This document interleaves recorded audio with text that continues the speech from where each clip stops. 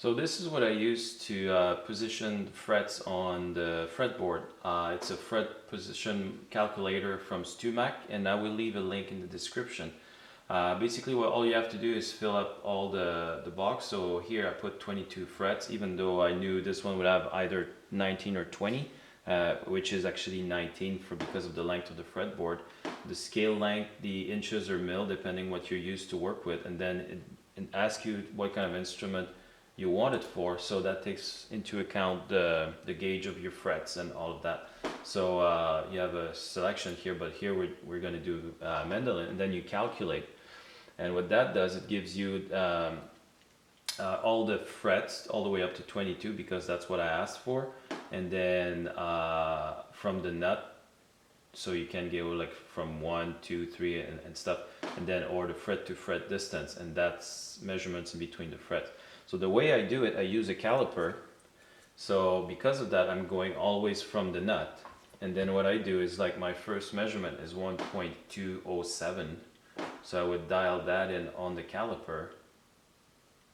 And then I would just go up from the nut, which is the end of the fretboard, and just put a mark there. And then go on my second measurement, which is 2.346.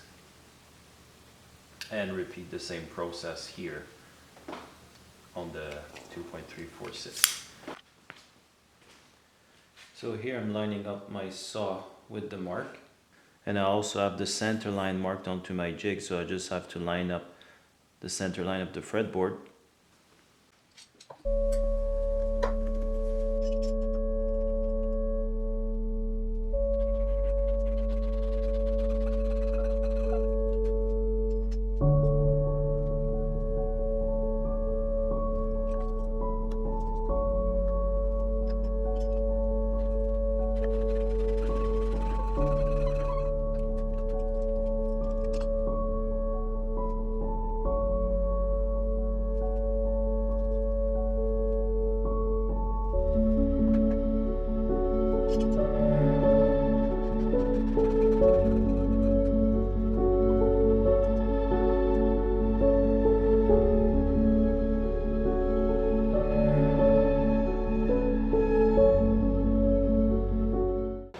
So spend some time here to do the layout for the block inlays on the fretboard.